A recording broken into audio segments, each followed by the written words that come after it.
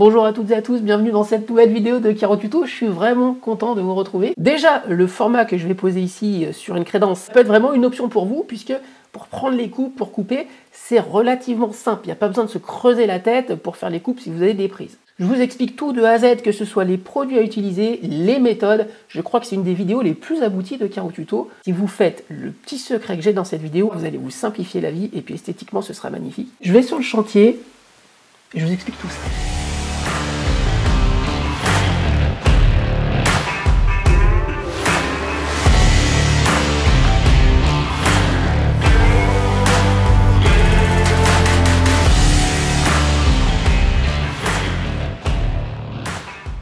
Alors je vous présente le lieu du crime, puisque il y avait un ancien revêtement. C'était tout simplement un espèce de lino. J'ai tout enlevé et j'ai ratissé. Alors j'ai déjà fait des vidéos sur le ratissage, je vous mettrai le lien dans la description. Donc nous sommes sur un support à base de plâtre. Alors avant toute chose, c'est logique, vérifiez votre support. Il doit être sain, sec, propre et dépoussiéré. C'est vraiment la base de la préparation. Je sais que mon support est à base de plâtre. J'utilise le primaire adapté, c'est le 124 Proliprime de chez Parexlanco. C'est un primaire pour support poreux, normalement absorbant. Alors, comme vous le voyez, il est prêt à l'emploi, séchage rapide, entre 30 minutes à 2 heures. Il renforce la cohésion des colles sur les chapes anhydrites ou les supports à base de plâtre. Vous le mettez dans un contenant, vous prenez un rouleau, vous mettez vos gants, et ensuite il faut l'étaler tout simplement sur la surface. Alors, la première chose à savoir, c'est que pourquoi il y a des couleurs, c'est que ça vous permet de voir aussi lorsque vous passez. Vous allez voir simplement là où vous avez passé. Deuxième chose importante, ne faites pas de surépaisseur avec votre primaire. Plus vous en mettez, ça ne va pas forcément plus s'accrocher. Vous mettez une couche régulièrement, une couche normale avec votre rouleau, et vous allez voir par la suite, lorsque vous allez passer votre main, ça va un petit peu accrocher. Ça favorise vraiment la cohésion de la colle.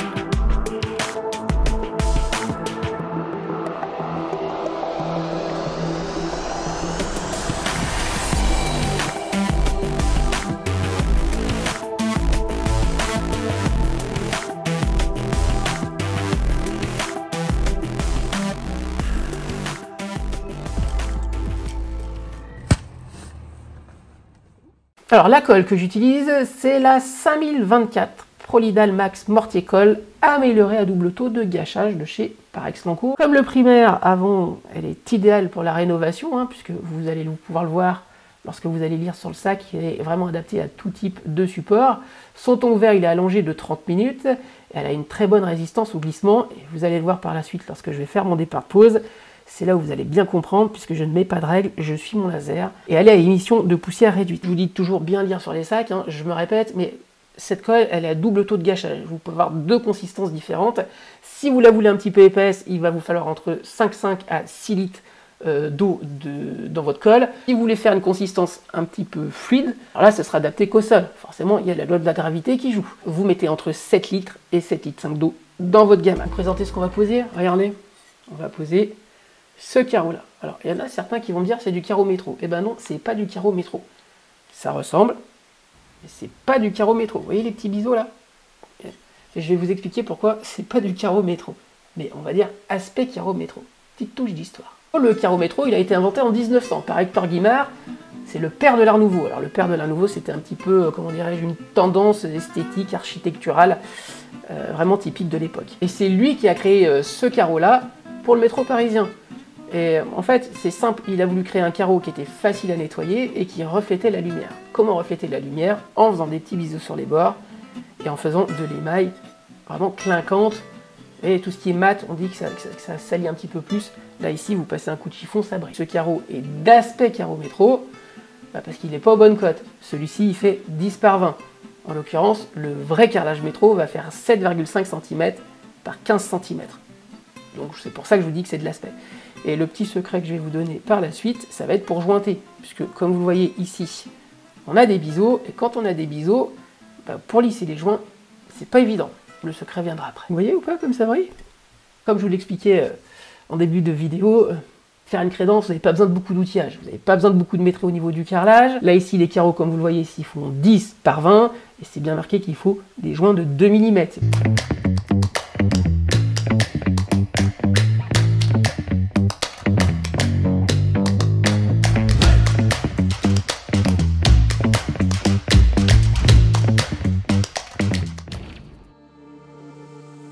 Et là ici, je vais tout simplement marquer l'emplacement de mes carreaux.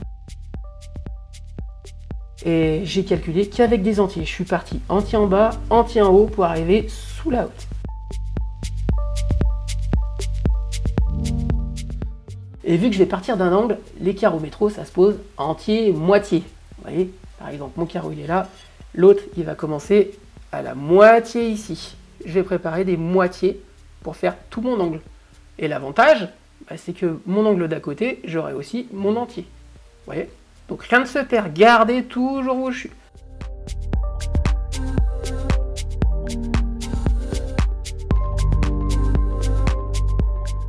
Écoutez, c'est parti, il est temps de poser. Peigne de 6 mm, truelle, je me suis mis un petit seau d'eau à côté avec une éponge.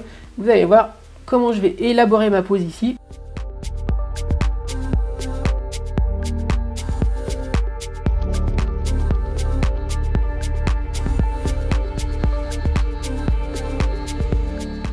Donc la technique de pose pour du carrelage métro, je vous l'ai dit, elle est toute simple.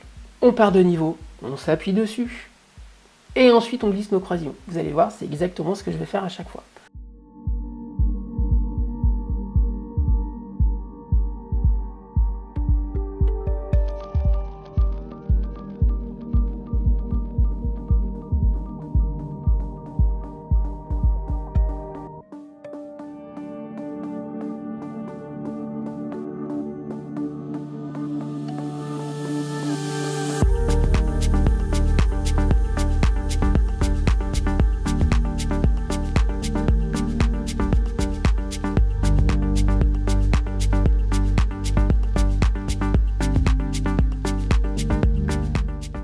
Plus vous êtes régulier lorsque vous allez étaler votre colle, moins vous allez avoir de problèmes au niveau des joints, premier, puisque vous allez avoir de la colle dans les joints par la suite, puis aussi pour régler les carreaux. C'est ça qui me surprend des fois, c'est que je vois des gens en fait qui vont avoir un support très acceptable et qui vont le rendre compliqué, mais juste par la manière de coller.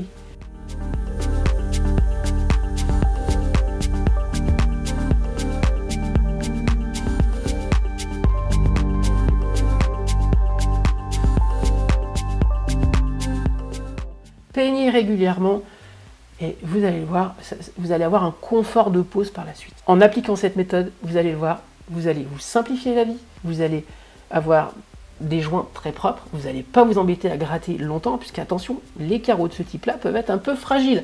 Si vous grattez, vous mettez un petit coup, je sais pas, ça peut être de cutter dedans, vous allez voir, ça peut les ébrécher.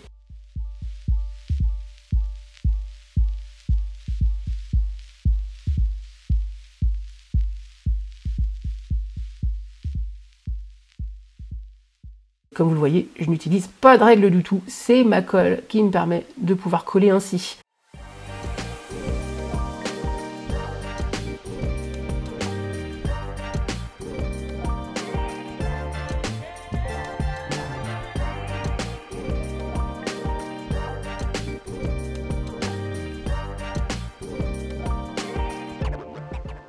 Ensuite, comme je vous l'expliquais, je pose mon rang.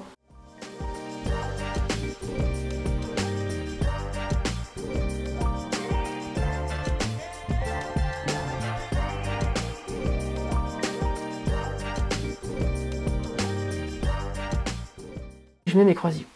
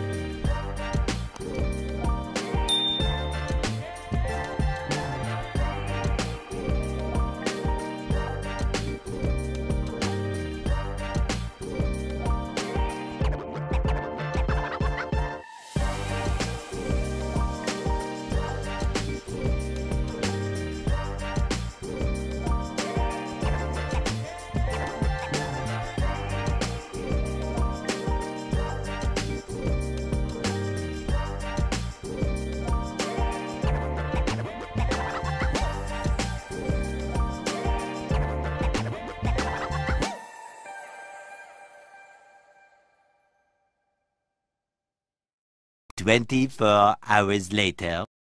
Moi, j'aime pas m'embêter à enlever un par un les croisillons. Là, sur ce type de pose, je prends une balayette et je fais sauter tous les croisillons. Ensuite, un petit coup de cutter si quelquefois il y a de la colle. Un petit coup d'éponge, je fais briller mes carreaux et ils sont prêts à jointer et je vais vous montrer le joint que je vais utiliser.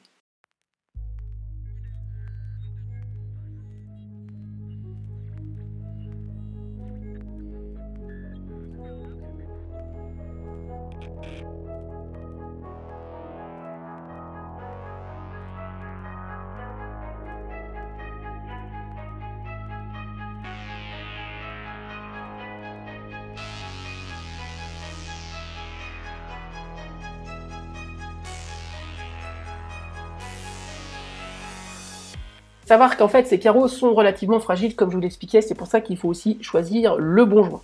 Le joint que j'utilise ici pour cette crédence, c'est le 541 Proli joint fin de chez Parex Lanco. Vous pouvez réaliser des joints entre 2 mm et 12 mm et il a une faible abrasion. Ce qu'on entend par là, c'est qu'ils ne vont pas rayer les carreaux.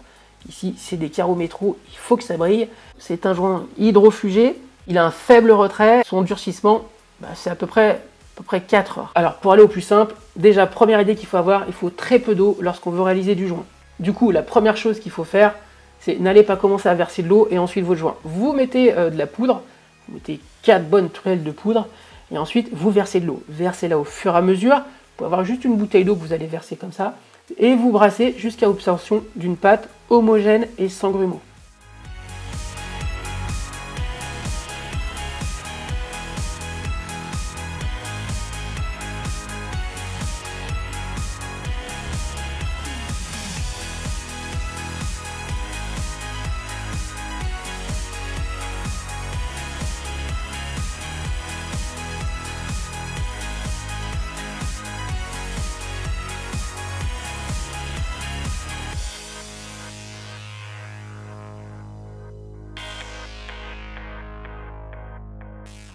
Pour mon platoir, je mets une quantité de joint et c'est parti. Pourquoi je vous disais de pas trop le faire liquide? La première raison, c'est qu'elle a la gravité, vous allez en mettre par terre et puis aussi ça va pas remplir vos joints. Vous allez mettre de la quantité de joint et ça va ressortir. Là ici, il faut faire une consistance un petit peu pâteuse, que ça tienne bien.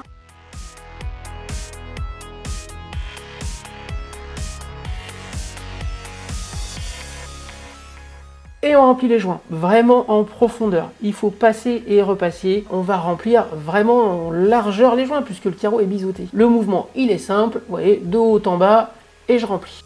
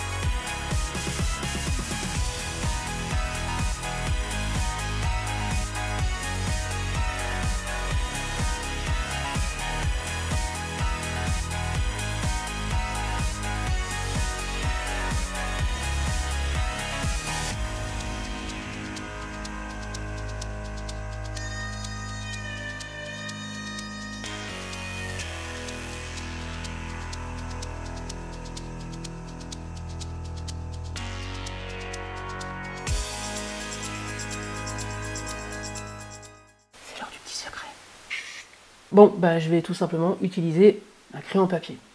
Lorsque, au bout de 5 minutes, mes joints ont commencé à sécher, je vais recreuser tous mes joints. Alors, ce qui est très important, c'est d'être méticuleux. Il faut être organisé. On fait d'abord tous les horizontaux, après les verticaux, ou ainsi de suite.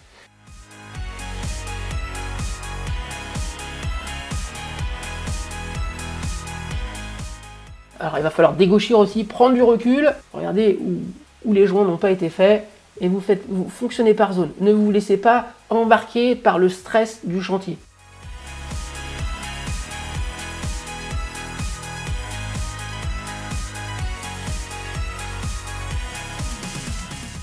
Voilà, je vais procéder comme ça sur tout l'ouvrage, je vais recreuser tous mes joints. Et s'il y a des petits trous, c'est pas grave. L'essentiel va être vraiment de vider les biseaux.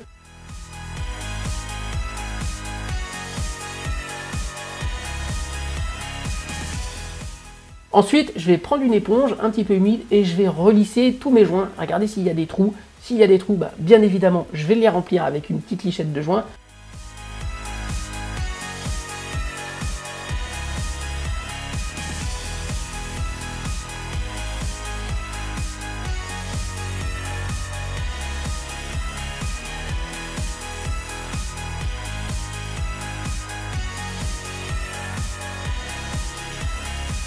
Alors une fois que c'est fait, j'ai lissé mes joints et il y aura peut-être une petite laitance. Mais ce joint en fait très très peu pour information. Et là, un petit coup de chiffon et on fait tout brailler.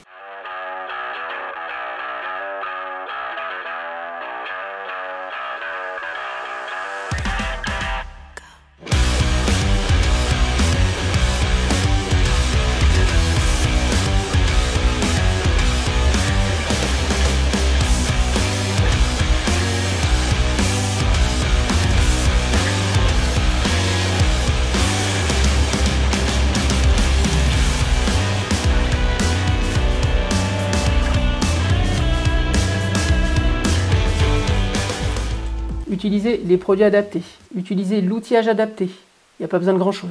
Utilisez un format qui vous va bien, soyez à l'aise avec ce que vous allez poser, ne vous lancez pas dans des choses très compliquées. Ce type de format, je vous l'ai dit, il est pratique parce qu'il n'est pas lourd à porter, il n'est pas très cher, c'est pas comme si vous vous retrouvez avec un carreau qui va faire 1 mètre, vous allez, voyez, au niveau de la, comment dirais-je, de la projection dans l'espace, on n'est pas du tout sur la même chose. Donc c'est vraiment des carreaux qui sont pas mal, et puis si vous suivez ma vidéo, vous avez déjà les produits qu'il vous faut. D'ailleurs, ils seront en lien dans la description. Hein. Vous avez aussi l'outillage qu'il vous faut et vous avez surtout la méthode qu'il vous faut. Si vous apprenez des choses sur Caro Tuto, la seule chose que je vous demande, c'est de vous abonner. C'est vraiment sympa de votre part. Ça permet de m'encourager. N'hésitez pas à aller dans les descriptions de vidéos. Vous avez tous les codes promo Caro Tuto Actif. Moi, je vous dis à très vite pour une nouvelle vidéo. Et puis, comme d'habitude, prenez soin de vous. Ciao.